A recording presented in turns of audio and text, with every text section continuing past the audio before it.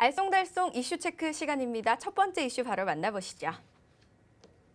2020 부동산 버블. 정권이 바뀔 때마다 채찍질 당하는 게 바로 경제입니다. 특히 부동산은 한 번씩 다들 좀 들었다 놨다 하는 것 같은데요. 이번 정부도 예외는 아닙니다. 내놓는 정책마다 또 반대 목소리도 굉장히 좀 크고요. 게다가 코로나 여파까지 좀 같이 함께 맞았습니다. 그래서 경제를 걱정하는 분들이 굉장히 많습니다. 혹시나 또 IMF가 오진 않을까라는 우려들이 있는데요. IMF까지는 아니더라도 이렇게 경제가 좀 흔들리고 무너지게 된다면 부동산 시장도 과연 함께 무너질지 좀 어떻게 될까요? 그래서 일단 버블이라는 대화는 우리나라 같은 경우는 다른 나라하고 좀 달라요. 뭐가 다르냐? 우리나라는 정치나 이런 부분과 상관없이 경제가 튼튼하느냐 하는 거예요.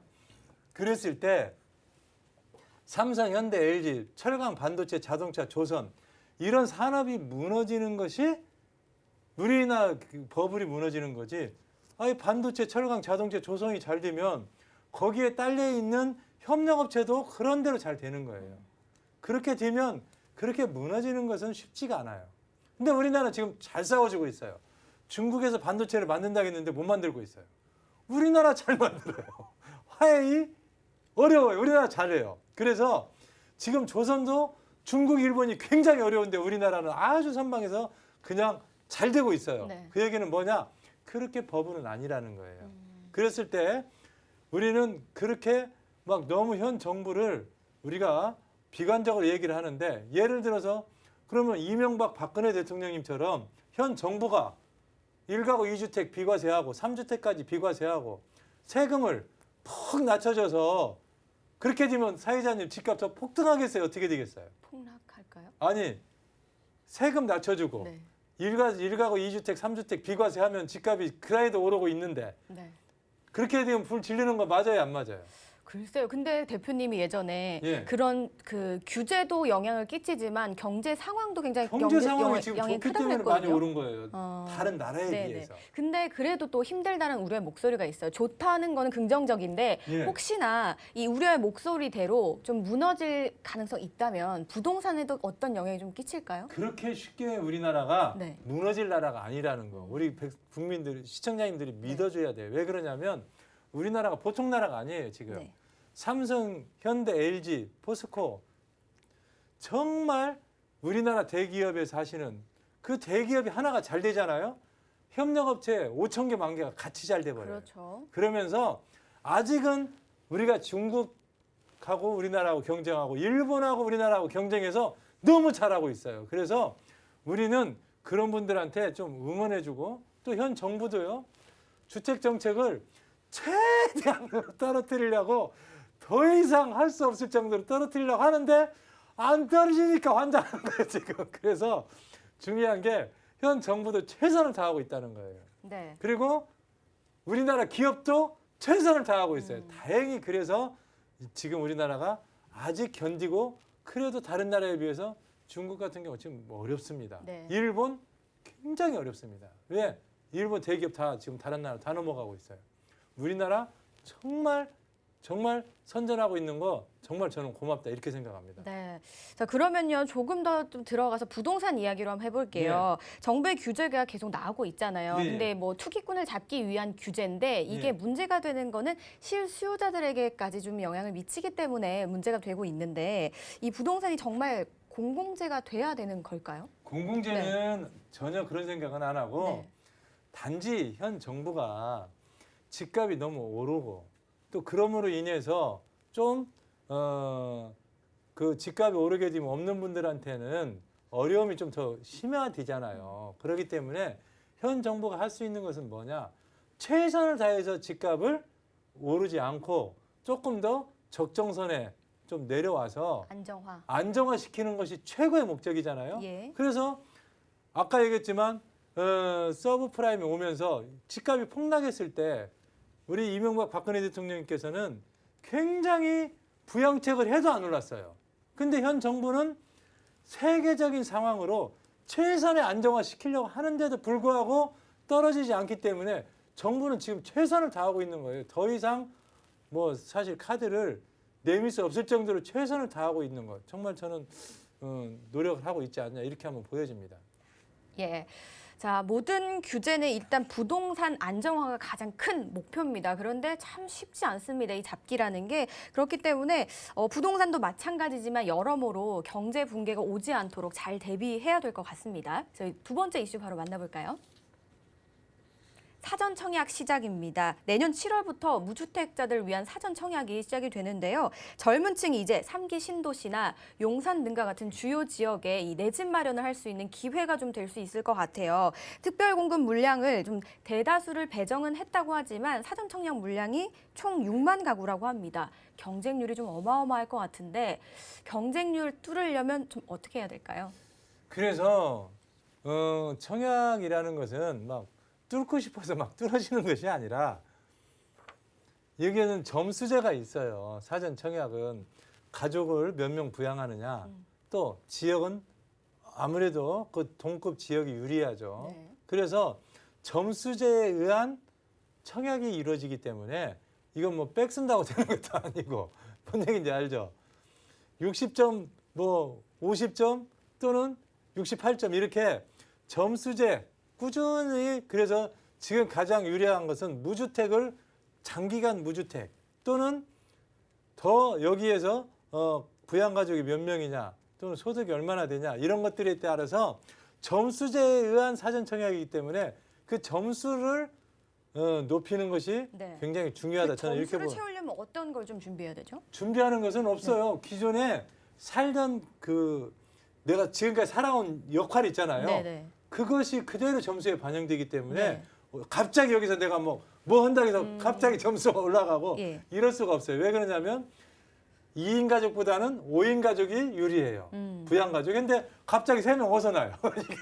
그렇죠. 그래서 이런 국가가 책정해 놓은 점수가 있기 때문에 꼼수는 적용될 수가 없습니다. 그래서 단지 그 지역 주민한테 유리하기 때문에 외지보다는 직장 주변에 3기 신도시라든가 또는 요즘 청년 무주택자한테 젊은 층에 집을 주려고 정부가 굉장히 노력하고 네. 있기 때문에 젊은 층들이 이번에 6만 가구 접목을 해서 꼭 주택을 갖는 기회가 됐으면 좋겠다. 이렇게 한번 생각해 봅니다. 네, 단기간에 이 자격 요건을 충족을 시키지 못하니까 그 자격에 내가 맞는지를 좀 알아보는 그게 그렇죠, 더 그렇죠. 우선인 것 같고요. 네. 그런데 그 중에 하나가 바로 거주자 우선 공급이 있잖아요, 말씀하신. 그러죠. 그러려면 그 지역으로 좀 거주지를 옮겨야 되는지 아니면 그렇게 된다면 사람들이 굉장히 몰릴 것 같아요. 그래서 대란이 일어나지 옮긴다고 않을까요? 해서 옮겨지는 것은 아니고 거기 주거가 몇 년 됐느냐에 따라서 또 점수가 또 네. 다르거든요. 갑자기 이사 갔다 해서 막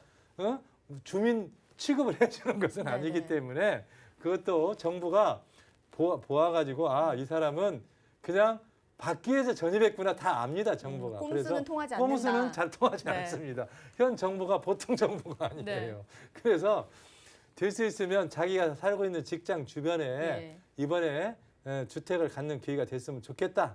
그리고 무주택 청년분들이 좀 가졌으면 좋겠다 이런 생각을 한번 가져봅니다. 네, 특히 이제 예. 정부가 그런 분들한테 특혜를 주려고 굉장히 노력하고 거주지 있습니다. 우선이야 직장 거주지도 상관이 없는 건가요? 그렇지 직장 직장이 주소도? 그 주변이면서 점수가 높으면 굉장히 확률이 높잖아요. 그렇군요. 오래 장기적으로 살았기 때문에. 네, 알겠습니다. 자, 저희가 또 3기 신도시 이야기 좀 나누고 있잖아요. 예, 근데 예. 3기 신도시가 굉장히 떠오르고 있는데 예. 3기 신도시라는 건 1, 2기도 있다는 얘기거든요. 그러죠. 그러면 3기 신도시 말고 예. 지금 이때 2기 신도시에 다시 좀 접근을 해보는 거는 어떻게 보실까요? 그것도 나쁘지는 않습니다. 하지만 2기 신도시는 피가 많이 붙어 있어요. 네. 그래서 현재 2기 신도시에 가서 살아가게 되면 잘못하면 프리미엄 가가지고 3기 신도시에 접근할 수 있잖아요. 3기 신도시는 프리미엄은 없잖아요. 이미 프리미엄이 붙어 있다. 2기 신도시는. 2기 신도시는 이미 프리미엄 붙어 있기 때문에 네. 비싸잖아요. 네. 그래서 무주택자가 접근이 아주 어렵기 때문에 3기 신도시로 가는 거거든요. 네. 왜? 3기 신도시는 프리미엄이 없잖아요. 땅값 플러스 건축비니까. 그래서 이번 기회에 컴팩트 시티 같은 데 참여했으면 좋겠다. 네. 이렇게 한번 생각해 봅니다. 그런데 지금 프리미엄이 붙어 있다라고 말씀을 하시는데 그럼 예. 되게 듣기엔 좋아 보이거든요. 예. 근데 2기 신도시에 거주하시는 분들은 우리가 지금 좀 찬밥이 되는 거 아니냐라는 그런 걱정과 또 불만들이 있어요. 근데 예. 이렇게 보여져요. 3기 신도시가 2기 신도시 뒤쪽으로 가야 되는데 네. 앞으로 오면서 2기 신도시가 뭐지? 2기 신도시가 3기 신도시가 되고 네. 3기 신도시가 2기 신도시가 돼버린 거예요. 1기 신도시가 된 거야. 네. 오히려 분당보다도 더 앞으로 가버렸어요. 그러니까 1기, 2기 신도시보다 오히려 0.5기 신도시가 돼버렸어요. 네. 그건 할 수 없다. 네. 하지만 이게 앞으로 들어와도 2기, 3기 신도시에 도움이 돼요. 왜 그러냐면 오히려 서울과 연결고리가 되고 징검다리가 되거든요. 그래서 보상 나오면서 또 건설하면서 2기 신도시에 오히려 도움이 되는 신도시가 된다. 이렇게 저는 확신합니다.